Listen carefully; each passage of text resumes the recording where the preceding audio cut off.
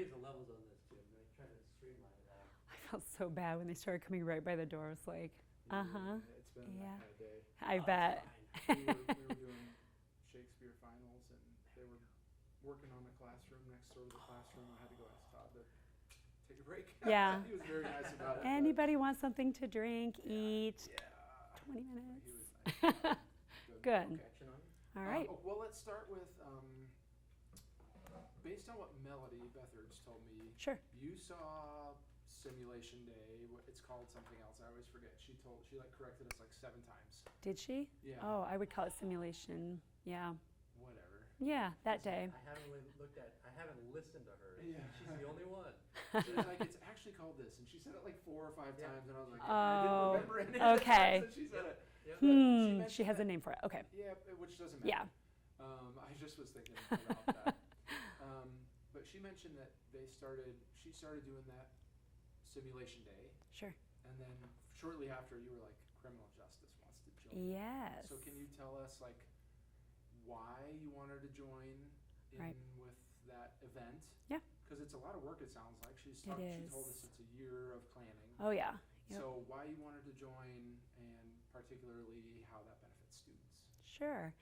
So when we heard that there were other disciplines working together doing a mass simulation event, we thought this is fantastic. This is right in line with what we do with our criminal justice students. So when we teach our students in the classroom, we're trying to teach them some of that content that they need to understand for the knowledge, but what we really pride ourselves on is trying to help them have situations where they can apply that knowledge and actually practice that, because that's a big way that we learn, right? So when we heard about that, we thought, hey, can we join this party?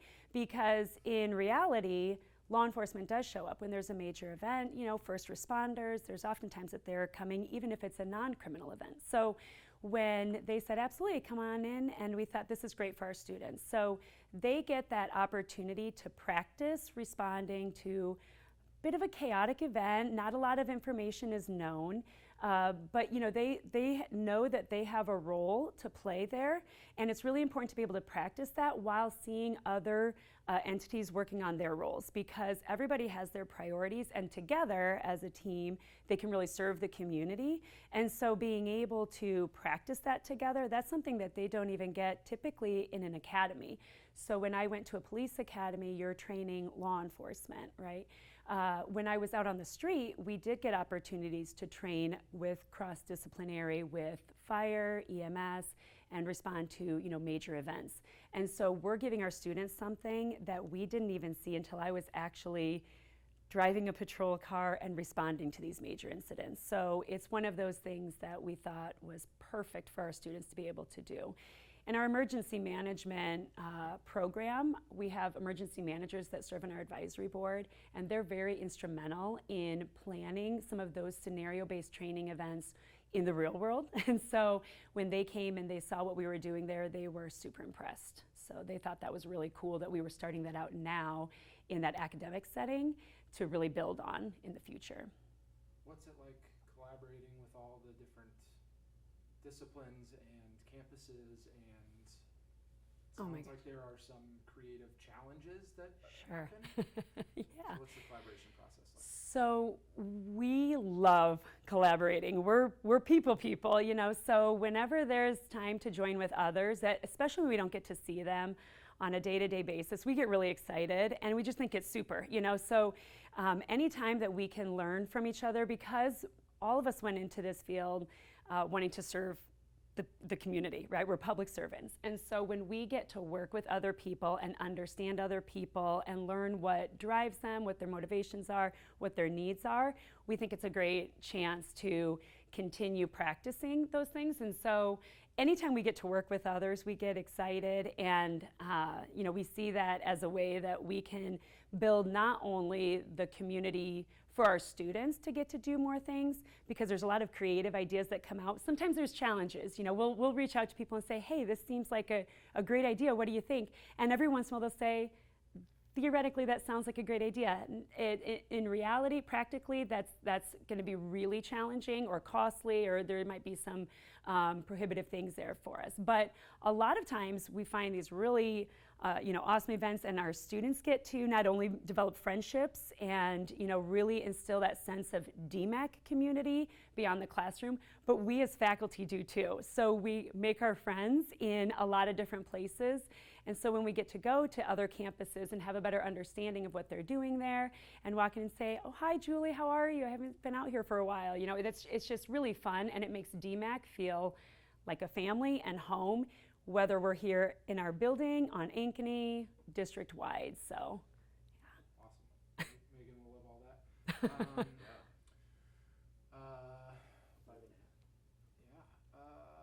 Let's move on, just so I don't forget. Early alerts? Yeah, why? Sure. Why do you use Yeah. early alert referrals?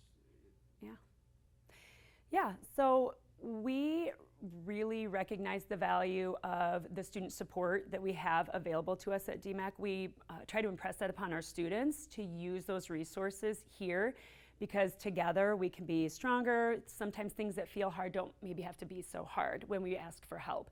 If we want to be giving and helping others, it's really great to start practicing asking for help too, or accepting help. So, we as faculty find that there are phenomenal people here in Ankeny, Building 1. We love our Building 1 folks that we will go over, whether it's submitting an early alert, making a phone call, sending an email, walking over, because really they're great at what they do, whether that's evaluating, their transcripts or some of the financial aid issues. If there are certainly some counseling support, some mental health, some emotional support, sometimes it's financial outside the classroom. And there's things that can be barriers or, we'd say road bumps, and sometimes they might feel like a mountain.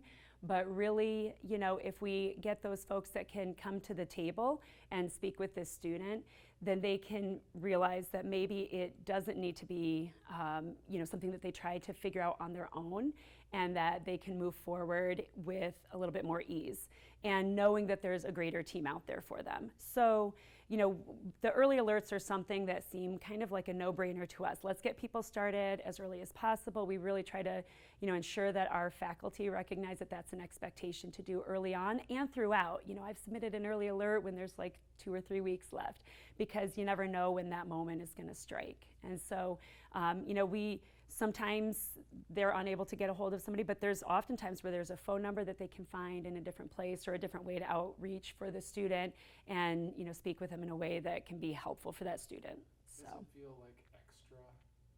Do you feel like did it take you and the rest of the CJ faculty like a minute to get used to that being a regular part of what you do, No. I think coming from our background that we do, we recognize the importance of notifications and utilizing the supports and the experts where they're at. So when we know that our role is in the classroom clearly, but we also see ourselves as mentors and establishing those relationships with our students.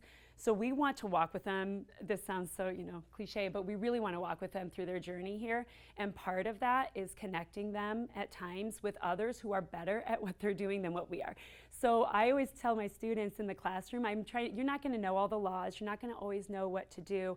I want you to learn how to be able to think critically through the moment and be resourceful. And so that's something that we're trying to model too. I should think critically through the moment. What can I do to help? And I need to be resourceful. And part of that is utilizing all the resources that are out there. YOLO, critical thinking. About 9 minutes. That's great, perfect. Yeah. Anything else you think you want to share about criminal justice? The only thing I was going to say is that training facility had a great chance to really wrap in. So if I can say something, and if you think you want to use it, great, and if not, okay. Tell me how it wraps in, tell me about the Yeah. corporation, who uses it. Perfect. And So we have this new criminal justice training facility, but really it's a facility that's available, beyond the criminal justice program. And so it's a DMAC-wide, and it's actually a community-wide resource and a facility that can be valuable in a huge variety of ways. But just a few things, we always want to see, is there a learning opportunity for others? So, the building and trade students were very instrumental in building the facility. The landscape design faculty have been over talking with their students about what they can do there. We just had the video production students in there over the weekend filming for a large project or contest. And so I think that hopefully things turned out really well there and they were able to utilize the space. the paramedic program and the fire science program have used that space to practice using their new equipment, like their, I'm going to get the name wrong, so being able to safely, place an individual, a really expensive mannequin onto, their, I can't even think, the bed that they use, to roll them out. They don't say gurney, they say something else. Yeah, so we'll cut that part. But but the paramedic students, they've been able to utilize the space as well a number of times. And so beyond our classrooms, there's opportunities for our human services students if they'd like to practice home visits, and our early childhood educators, to be able to use the space. We have a lot of child and infant toys in there and ways to set up different settings in there. It's also in the community though, so our criminal justice community partners, as well as the fire science programs community partners have seen the place. And so just being able to have that space where we can do some joint training, we're really looking forward to moving forward our criminal justice club, the paramedic club that's getting started up, and the fire science students, ideally, being able to get as many of those student club groups together to be able to think, how could this be something, how could there be an event that would be a cool outside the classroom training opportunity for you to work together, because you're going to be working with these people in a variety of ways once you leave DMACC, ideally. So establishing those relationships now beyond just our criminal justice classrooms would be fantastic. How do students react when they find out that they're going to get to work with professionals that are still working in the industry?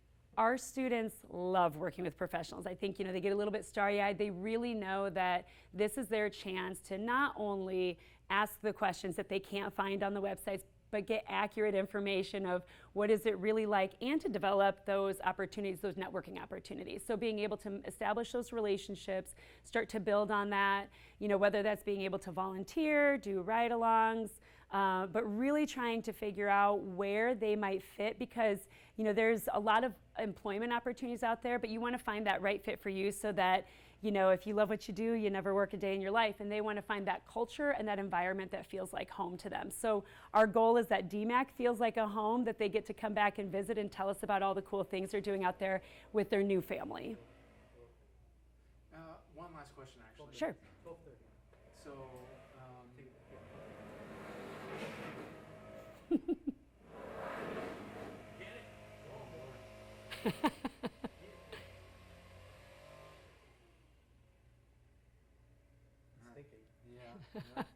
He's like, they stop talking. yeah. One thing that you might have talked to Megan about this instead of me, or maybe it was me. I don't remember anymore. But you mentioned at one point that sometimes students start a CJ path and then they're like, maybe I want to do social work. Yep. Yes, absolutely. Tell me about those kinds of experiences. Oh, absolutely. So, there's times where we have students that come to our criminal justice classes thinking, I want to do something with people that are justice involved in some way, and I'm just not really sure what, but I know I want to help somehow. And they get into our classes, and some of our early classes, our goals are to introduce them to the variety of opportunities. And sometimes that means that their goals that align really well with their personality and their likes, a better fit might be a different program. So for example, human services is a great option for a number of our students that are thinking that they're interested in supporting victims and survivors and doing some really important work in that respect, and that they determine that social work might be a better path for them. And so being able to have that opportunity to connect them with those human services classes and faculty, to be able to ask them those questions, sit in those classes, and have those classes count towards their criminal justice degree, so that way they can decide, is this the right fit for me, or which path do I want to take? That's something that we have found to be invaluable. So having those relationships where I can pick up the phone and reach out to our human services faculty and say, hey, I have this student, I'd love to connect them with you, or vice versa, that happens as well. So I went into the paramedic program to talk to them about our student club, and I saw one of our former graduates, sitting there, and was really excited to be back for paramedic. And it makes a lot of sense. There's a lot of crossover interest in those different first responder, community service professions, and so sometimes finding that right fit takes a little bit of time here, and that's where we want to help them to find that right fit so that they can really, go. Perfect. All right, great. All right. Awesome. All right, yay.